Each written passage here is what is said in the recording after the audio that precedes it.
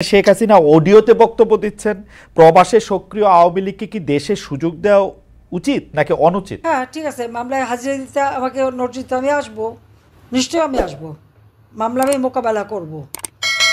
দেখি কত ধানে কত চাল, সেটা আমি দেখে নেব। বাংলাদেশটা আমাদের। এখন 227 জনের তালিকা করে রাখো। আমার খুন করার একটা লাইসেন্স পেলাম, এটা নাকি আদালত অবমাননা। আমি আছি আপনাদের সাথে, আমি যেখানে থেকে আমি আসছি। হ্যাঁ, একটা সুবিধা হয়েছে, যেখানে আছি বলে কথা বলতে পারছি। 2007-এ জোর করে দেশে ফিরেছিলাম, এরপরে তো বন্দি করে রেখেছিল, আর কথা বলতে পারিনি। কিন্তু এবার সেই জন্য বাইরে থেকে সবার সঙ্গে কথা বলতে পারছি। কাজে আমি আছি, সব ধরনের সহযোগিতা আমি করে যাব। কিন্তু আমাদের দেশটাকে, দেশের স্বাধীনতা সার্বভৌমত্ব রক্ষা করতে হবে, গণতান্ত্রিক ধারা রক্ষা করতে হবে। একমাত্র আওয়ামী লীগই গণতান্ত্রিক ধারা দিয়েছে বাংলাদেশে, এটা তাদের মনে রাখা উচিত। 2009 সাল থেকে 2024 সালের এই আগস্ট মাস পর্যন্ত বাংলাদেশের গণতান্ত্রিক ধারা অব্যাহত ছিল। আর সেই গণতান্ত্রিক ধারাকে নস্যাৎ করে অবৈধ ক্ষমতা দখল করার পালা শুরু করলো ডক্টর ইউনূস। এরা তার ম্যাটিকুলাসলি ডিজাইন মাস্টার মাইন্ড দ্বারা। এটাই হলো বাস্তবতা। কাজে এই চক্রান্ত আবার এখন বলে কি মুক্তিযুদ্ধ নাকি ম্যাটিকুলাস ডিজাইন। তখন কে বলছে ম্যাটিকুলাস ডিজাইন? ওই মুক্তিযুদ্ধের সাথে এই জঙ্গিদের নিয়ে ক্ষমতা দখলের তুলনা হয় না। আর এত ধৃষ্টতা কোথায় পায় যে এভাবে তুলনা করে? তুলনা করার অধিকার আছে তাদের? যারা এই কথা বলে, আমি বলবো যে একটু মাত্রা জ্ঞানটা যেন তাদের থাকে। এক মাঘে শীত যায় না, এটা মাথায় রাখতে হবে। আমি যদি ক্ষমতা থাকতে চাইতাম, হয়তো কয়েকশো লোক মারতে হতো। আমি তো তা চাইনি কখনো। যে কটা হত্যাকাণ্ড ঘটেছে, সব কটা হত্যাকাণ্ড ওই মেটিকুলাসলি ডিজাইনের অংশ হিসেবে। এখানে পুলিশকে দোষ দিয়েও লাভ নেই, সেনাবাহিনীর সদস্যদেরকেও দোষ দিয়ে লাভ নেই। কিন্তু কেউ যদি কাউকে মারতে আসে, এখানে কারো অর্ডার দেওয়া লাগে না, এটা আইনেই আছে কিভাবে হবে। আজকে প্রত্যেকটা কবরে যে যাদেরকে এরা শহীদ বলছে, প্রত্যেকটা কবর থেকে লাশ তুলে আন্তর্জাতিক সংস্থা ডেকে নিয়ে এসে ফরেন্সিক করে দেখা হবে কীভাবে তারা মারা গেছে। আর যারা আহত, সে কোন দল করে, সে কি করে, সে অপরাধী না নিরপরাধী, আমি সেটা দেখি নাই। আর আমি সরকারে থাকা পর্যন্ত প্রত্যেকটা রুগীর চিকিৎসা পেয়েছে বিনা পয়সায়। তাদের বাবা মা কারো কোনো টাকা খরচ করতে হয়নি। সব টাকা প্রত্যেকটা হাসপাতালে আমি খরচ করেছি। আমরা বিনা পয়সা তাদের চিকিৎসা দিয়েছি। এরা জানে না, এখনও তারা হাসপাতাল ছাড়ে না। কেন হাসপাতাল ছাড়বে না? হাসপাতালে বসে সেই চক্ষু ইনস্টিটিউটে দেখলাম সাবান পানি ফ্লোরে ফেলে তারা জল খেলে। এরা নাকি আবার অসুস্থ। এটা কোন ধরনের কথা? হাসপাতালে অন্য রোগীদের তো চিকিৎসা হবে। একটা ক্যাবিন দখল করে বসে আছে। কেউ আবার 5 তারা হোটেলেও রুম দখল করে, সারাদিন ঘুরে ফেরে আবার ওখানে যে ক্যাবিনে বসে থাকে ব্যান্ডেজ বেঁধে। এই প্রতারণাটার কি অর্থ থাকতে পারে? তা আমি এদের দোষ দেই না, কারণ ইউনূস নিজেই তো একটা প্রতারক। এই দেশ আমার বাবা বা জাতির পিতা বঙ্গবন্ধু শেখ মুজিবুর রহমান স্বাধীন করে দিয়ে গেছেন, আর তাকে অপমান করা হয়, অবমাননা করা হয়। আর আওয়ামী লীগকে নাকি কোনো কার্যক্রম বন্ধ, নিষিদ্ধ করা হয়, ছাত্রলীগ নিষিদ্ধ করা হয়। এই ডক্টর ইউনূস একটা অবৈধ ক্ষমতা দখলকারী। তার প্রত্যেকটা হুকুম, প্রত্যেকটা অর্ডার অবৈধ। তাদের দেশ চালাবার কোনো বৈধতা নাই। অস্ত্র হাতে নিয়ে জঙ্গিদের ছেড়ে দিয়ে আওয়ামী লীগ নেতাকর্মীকে গ্রেপ্তার করে বন্দি করে রেখে মিথ্যা মামলা দিয়ে তাদের হয়রানি করা হচ্ছে। আজকে দেখলাম আমার বিরুদ্ধে কি শাস্তি দিয়েছে 6 মাসের জেল। কেন? আমি আদালত অবমাননা করেছি। আদালতটা কোথায়? আমার তো সেটাই প্রশ্ন।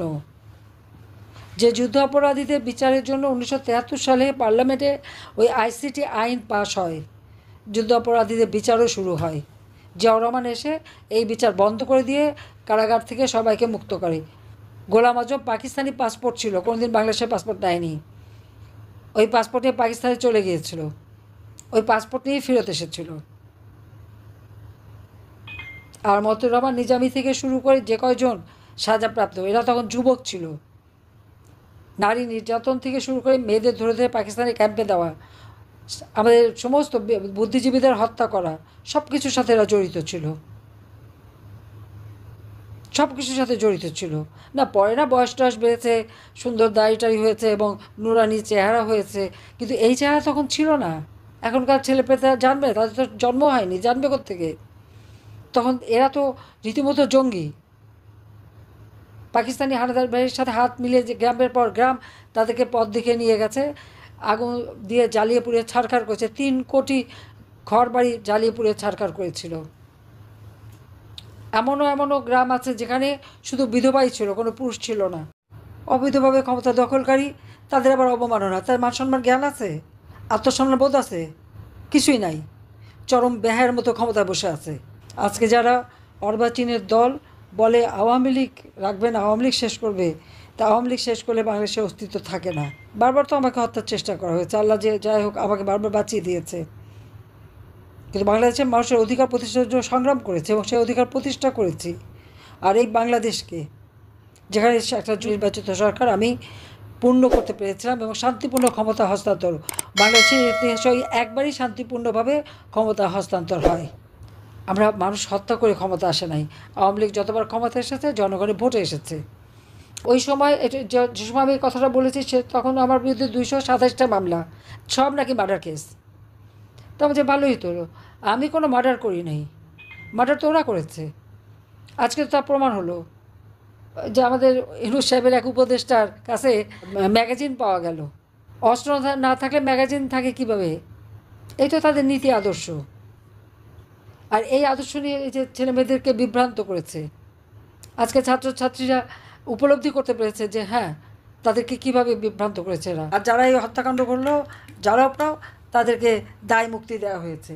দায় মুক্তি দিয়ে একটা কাজ ভালো করেছে, এরা যে অপরাধী এটা তো এভিডেন্স। অপরাধী না হলে দায় মুক্তি দেবে কেন? বিনা অপরাধী তো দায় মুক্তি দেয় না। বঙ্গবন্ধু শেখ মুজিবকে যারা হত্যা করেছিল পুরো পরিবারকে, তাদেরকে দায় মুক্তি দেওয়া হয়েছিল। আর এই 2024 সালে 15ই জুলাই থেকে যত হত্যাকাণ্ড এবং যত জ্বালাপোড়াও, তাদেরকে দায় মুক্তি দেওয়া হয়েছে।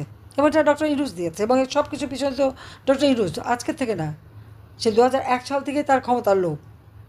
2007 সালে ক্ষমতার লোভ বাড়লো, দল করতে এসে ফের ব্যর্থ হলো। আর আমাদের বিরুদ্ধে মামলা, আমার বিরুদ্ধে 227টা মামলা যখন দিয়েছে, আমি বলছি আমি তো খুন করি নাই, তো এখন 227 জনের তালিকা করে রাখো, আমার খুন করার একটা লাইসেন্স পেলাম। এটা নাকি আদালত অবমাননা। আর এই আইসিটিতে বিচার, সিআরপিসিতেও মামলা দিয়ে রাখছে, আবার আইসিটিতেও বিচার। একই অপরাধীদের 2 জায়গাতে বিচার হয় না? যখন আমি যখন যুদ্ধ অপরাধীদের বিচার করেছি ওই 73 সালের আইসিটিতে, তখন যারা এই অপরাধীদের সাথে ডিফেন্সে ছিল, ডিফেন্স লিস্টে, আজকে তারাই চেয়ারম্যান, তাদেরই একজন চেয়ারম্যান, তাদেরই একজন চিফ প্রসিকিউটর, তারাই সব। এটা তো আন্তর্জাতিকভাবে কোনোদিন স্বীকৃতি পায় না, সম্পূর্ণ বেআইনি এটা। আচ্ছা, এই বেআইনি আদালতে আমাকে শাস্তি দেয় কি আমি আদালতের অবমাননা করেছি? আরে আদালত কই যে অবমাননা? কিন্তু আজকে নির্যাতন চরম আকারে, কোনো মেয়েদের কোনো অধিকার নাই, আব্রু বলে কিছু নেই। কত বড় জঘন্য এরা বিএনপি করে, জামাত শিবির করে আল্লাহ রসুলের নাম নিয়ে। আর এইভাবে মেয়েদেরকে উলঙ্গ করা, মেয়েদেরকে রেপ করা, মেয়েদেরকে মানে তাদের পাশবিক অত্যাচার করা। তাদের ঘরে মা বোন নাই, মেয়ে নাই, আত্মীয়স্বজন নাই, সেটা একবার চিন্তা করে না এরা?